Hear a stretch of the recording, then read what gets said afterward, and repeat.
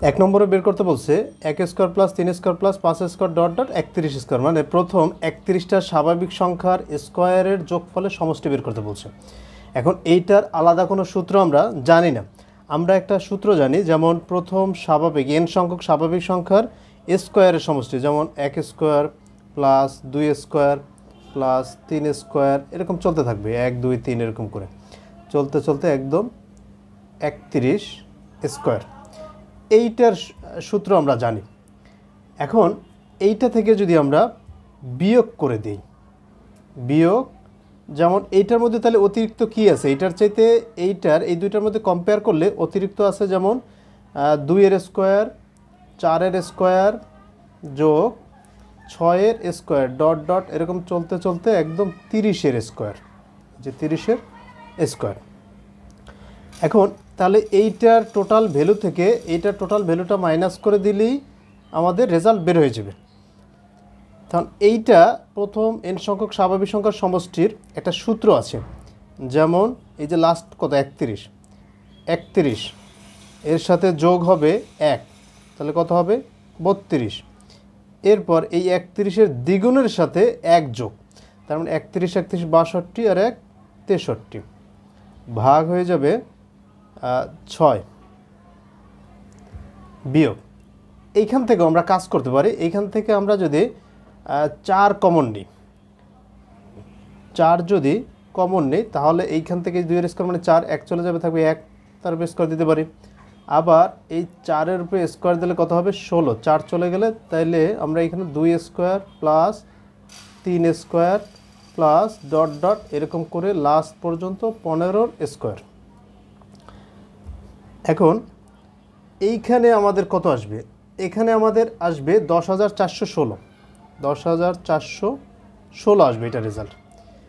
সেমভাবে এই যে এটা আমরা লিখছি n সংখ্যক স্বাভাবিক সংখ্যার, এটাও সেমভাবে লিখতে পারি। কিভাবে, এই যে লাস্ট কত 15, তাহলে এখানে দিব কত 15, তারপর 1 যোগ কত 16, আর এই 15-র দ্বিগুণের সাথে 1 যোগ, তাহলে তার মানে 31, 15-র দ্বিগুণ হচ্ছে 30 আর 1 31 ভাগ 6, তাহলে আমাদের আসবে 10,416 আর বিয়োগ হয়ে যাবে 4,960, 4,960, তাহলে আমাদের রেজাল্ট চলে আসবে 5,456, 5,456।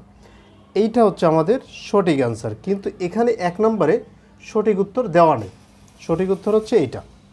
2 নম্বরে দেওয়া আছে x প্লাস ওয়াই সমান 7, এক্স ওয়াই সমান 10, তাহলে X minus Y whole square মান বের করতে বলছে।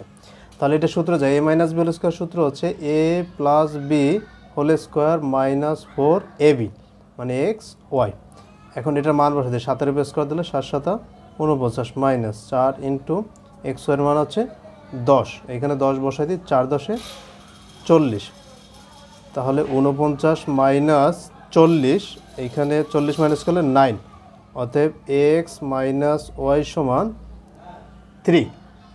তার মানে এইখানে আমাদের এই এক্স মাইনাস ওয়াইয়ের মান যদি চায় তাহলে আসবে 3, আর এক্স মাইনাস ওয়াই স্কোয়ার যদি মান চায় তাহলে আসবে 9। তাহলে আমাদের সঠিক উত্তর হচ্ছে 9, যেহেতু X minus Y whole square মান চেয়েছে। যদি এক্স মাইনাস ওয়াইয়ের মান চাইতো তাহলে আসতো 3। এখানে প্লাস মাইনাস 3 দেওয়া যায়, প্লাস 3ও লেখা যায়, মাইনাস 3ও লেখা যায়। এখন সেটা প্রশ্ন যেভাবে করবে, যে প্রশ্নে প্লাস মাইনাস আছে কিনা, তাহলে প্লাস মাইনাস থাকলে প্লাস মাইনাস দিতে হবে, অথবা মাইনাস থাকলে মাইনাসটাও কাউন্টেবল হবে, আবার প্লাসটাও কাউন্টেবল হবে।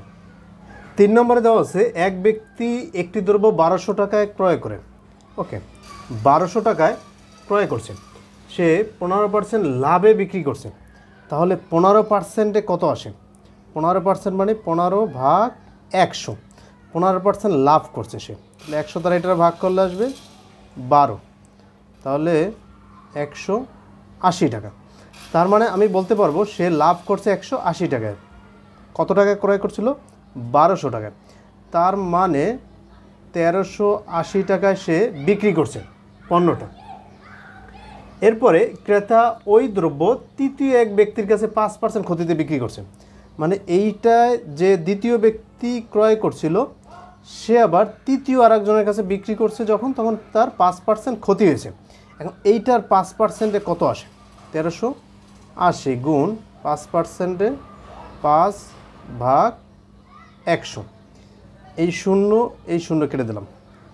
5 দ্বারা এই 10-এর ভাগ করলে হবে 2। 2 দ্বারা যদি এটার আমরা ভাগ করি তাহলে 50, 60, 65, 69, 6, 9। তার মানে তার 69 টাকা ক্ষতি হয়েছে। এখন এই যে দ্বিতীয় ব্যক্তি থেকে তৃতীয় ব্যক্তি তাহলে কত টাকায় ক্রয় করছিল? যেহেতু 5% ক্ষতি, তার মানে কত ক্ষতিতে বিক্রি করছে? 69 টাকায়। আমরা এই 69 টাকা বিয়োগ করে দেব। 1, 1, 11 আর এইখানে তার মানে 1311 টাকায় বিক্রি করছে। তাহলে আমরা বলতে পারবো শেষ বিক্রয় মূল্য হচ্ছে 1311 টাকা। এটাই হচ্ছে সঠিক উত্তর। 4 নম্বরের অঙ্কটা পড়ে দেখুন। এখানে লিখছে চিনির মূল্য 25% বৃদ্ধি পাওয়াতে, মানে চিনির মূল্য 25% বৃদ্ধি পেয়েছে। আগে যদি চিনির মূল্য 100 টাকা হতো, এখন চিনির মূল্য হচ্ছে 125 টাকা, মানে 25% মূল্য বৃদ্ধি পেয়েছে। কিন্তু এখন আমরা আগে যত টাকায় চিনি খেয়েছি এখনও তত টাকার চিনি খাবো, বাট চিনির পরিমাণ কমাই দিতে হবে আমাদের, কারণ আমরা বেশি ব্যয় করতে পারবো না। ধরুন আমাদের একটা স্যালারি ছিল নির্দিষ্ট, সেই স্যালারিটা বাড়ে নাই, কিন্তু জিনিসপত্রের দাম বেড়ে গেছে। তার মানে আমাদের ওই আগে যত টাকা খরচ করছি এখন তত টাকাই খরচ করতে হবে। তা চিনি বাবদ আমরা আগে যত টাকা খরচ করছি এখন তত টাকা খরচ করতে হবে। তার মানে আমাদের চিনির ব্যবহার কমাই দিতে হবে। এখন তাহলে 25% বেড়ে গেছে চিনির মূল্য। এখন কত পার্সেন্ট চিনি আপনাকে আগে যত পার্সেন্ট ইউজ করছেন, ব্যবহার করছেন, এখন কত পার্সেন্ট তাহলে কমাই দিতে হবে? এটার জন্য আপনারা করবেন এভাবে, 100-র সাথে গুণ দিবেন। চিনির মূল্য কত পার্সেন্ট বেড়ে গেছে? 25%। 100-র সাথে 25 গুণ করে দিবেন, আর নিচে লিখবেন 100-র সাথে যোগ দিয়ে দেবেন 25। এইটা যে রেজাল্ট আসবে সেটাই তার পার্সেন্টেজ। তাহলে উপরে আসবে 2500 আর নিচে আসবে 125। এবার ভাগ করে দিবেন। এইটা দিয়ে যদি এটাকে ভাগ করি তাহলে 20 আসে পার্সেন্টেজ। তার মানে আমাদের চিনির ব্যবহার 20% কমাতে হবে।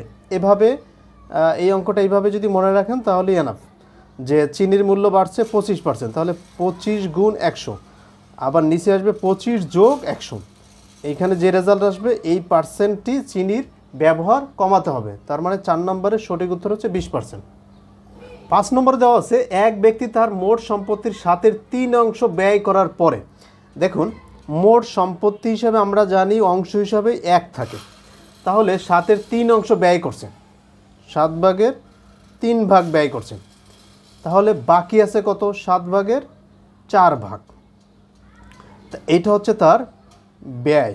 আমরা ব্যয়টাকে ভরাট করে দিলাম, এটা ব্যয় করছে, বাকি আছে 7-এর 4 ভাগ। এরপরে অবশিষ্টের যে সম্পত্তি আছে তার 12 ভাগের 5 ভাগ, এই যে অবশিষ্ট আছে 7 ভাগের 4 ভাগ, এইটার আবার 12 ভাগের 5 ভাগ। আমরা 12 ভাগের 5 ভাগ কত আসে দেখি, 4 দ্বারা এটার ভাগ করলে 3, তাহলে 21 ভাগের 5 ভাগ ব্যবহার করছে। পরবর্তীতে ছিল আমাদের 7-এর 4, সেখান থেকে আমরা 12-র 5 অংশ ইউজ করছে, তার মানে 21-এর 5। তাহলে মোট যে ব্যয় হয়েছে সেটা কতটুকু?